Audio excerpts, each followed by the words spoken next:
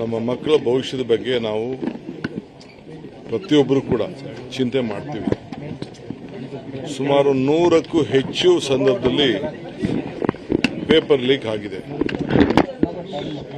ಈಗ ಇಡೀ ದೇಶದ ಯುವಕರು ಮತ್ತು ಇಡೀ ವಿಶ್ವ ನಮ್ಮ ಭಾರತದ ಯುವಕರ ಭವಿಷ್ಯದ ಬಗ್ಗೆ ಯೋಚನೆ ಮಾಡ್ತಾ ಇದ್ದಾರೆ.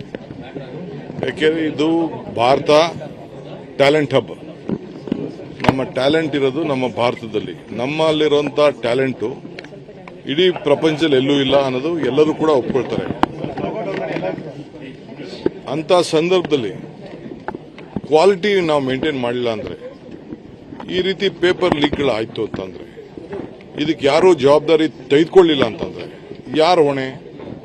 ಇದು ಪ್ರತಿಭಟನೆಯನ್ನು ತಮ್ಮ ಸ್ವಂತ ಇಚ್ಛೆಯಿಂದ ಮಕ್ಕಳ ಭವಿಷ್ಯಕ್ಕೆ ಹಾಳಾಗ್ತಾ ಇದೆ ಅಂತ ಹೊರಟಿದ್ದಾರೆ. ಇದು ಪ್ರಜಾಪ್ರಭುತ್ವ ವ್ಯವಸ್ಥೆಯಲ್ಲಿ ಪ್ರತಿಭಟನೆ ಮಾಡೋದು ಎಲ್ಲರ ಹಕ್ಕು, ಎಲ್ಲ ಪಾರ್ಟಿಯವ್ರದ್ದು ಹಕ್ಕು, ಎಲ್ಲ ಯುವಕರದ್ದು ಹಕ್ಕು. ಸೊ ಅವ್ರ ಮೇಲೆ ಏನು ಈ ರೀತಿ ಲಾಠಿ ಚಾರ್ಜ್ ಮಾಡಿ ತೊಂದರೆ ಕೊಟ್ಟು ಅವ್ರಿಗೆ ಎಲ್ಲ ಟಿವಿಗಳ ಚಾನೆಲ್ಗಳಲ್ಲೂ ಕೂಡ ಎಲ್ಲ ಧಮಕಿ ಹಾಕಿ ಏನು ತೋರಿಸದೇ ಇದ್ದಂಗೆ ಮಾಡಿ, ಪಾಪ ಎಲ್ಲೆಲ್ಲಿ ಅವರವರು ವಿಡಿಯೋ ಮಾಡ್ಕೊಂಡಿದ್ರು ಅದನ್ನ ಹಾಕಿದ್ದಾರೆ, ಯೂಟ್ಯೂಬ್ಗಳಲ್ಲಿ ಬಂದಿದೆ, ಅದು ಈಚೆ ಬಂದಿದೆ.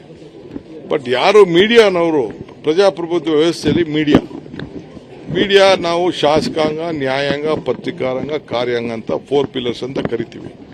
ಅವ್ರು ಯಾರಿಗೂ ಕೂಡ ಅಲ್ಲಿ ಹತ್ರ ಬರೋಕ್ಕೆ ಬಿಟ್ಟಿಲ್ಲ. ಪ್ರಜಾಪ್ರಭುತ್ವದ ವ್ಯವಸ್ಥೆಯಲ್ಲಿ ನೀವು ಮಾಧ್ಯಮದವ್ರು ಏನು ಮಾಡ್ತಾ ಇದ್ರು? ಯಾಕೆ ಇದನ್ನ ಪ್ರತಿಭಟನೆ ಹೇಳಿಲ್ಲ? ಮಾಧ್ಯಮದವ್ರದ್ದು ತಪ್ಪಿದೆ. ಅವ್ರು ಹೇಳಿರ್ಬೋದು, ನಿಮ್ಮದೇ ಆದಂಥ ಇದನ್ನ ಸೋಷಿಯಲ್ ಮೀಡಿಯಾಲಿ ಬಂದ ಮೇಲೆ ಆಮೇಲೆ ಕೆಲವು ಮಾಧ್ಯಮದವರು ಇದನ್ನ ಪಿಕಪ್ ಮಾಡ್ತಾ ಇದ್ದಾರೆ.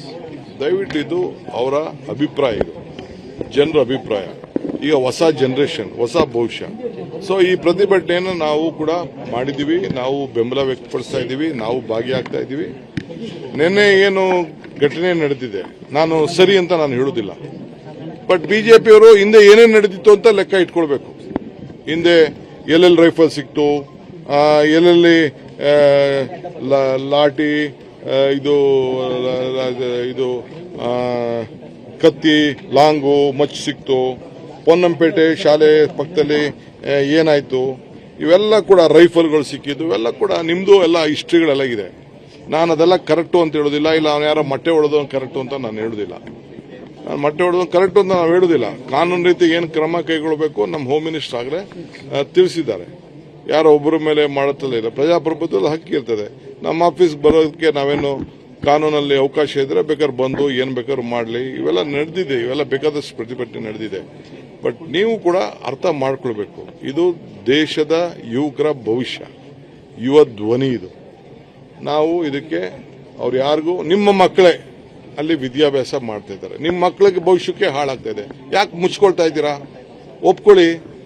ರಾಜೀನಾಮೆ ಕೊಡುತ್ತಲ್ಲ, ಏನು ತಪ್ಪಿದೆ? ಒಬ್ಬ ರಾಜೀನಾಮೆ ಕೊಟ್ಬಿಟ್ರೆ ಏನಾಗೋಗ್ತದೆ?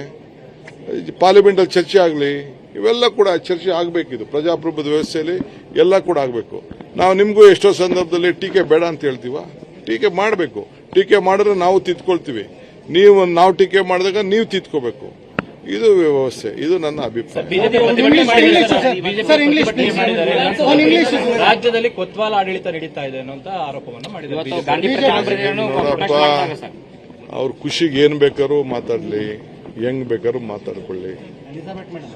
ನಾನು ಈ ಸ್ಥಾನಕ್ಕೆ ಬರಬೇಕಾದ್ರೆ ಒಬ್ಬ ವಿದ್ಯಾರ್ಥಿ ನಾಯಕನಿಂದ ಹಳ್ಳಿಲಿ ಹುಟ್ಟೊಬ್ಬ ಮಗ, ಅಲ್ಲಿಂದ ಬಂದು ಇಲ್ಲಿವರೆಗೂ ನಾನು ಬೆಳೆದಿದ್ದೀನಿ.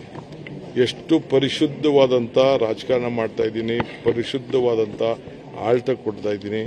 ಅದನ್ನ ಅವ್ರ ಕೈಲಿ ಸಹಿಸ್ಕೊಳಕ್ಕಾಗಲಿಲ್ಲ ಅಂದ್ರೆ ಅವ್ರು ಬಿಟ್ಟಿದ್ದಾರೆ. ಅವ್ರು ಏನು ಬೇಕಾದ್ರೂ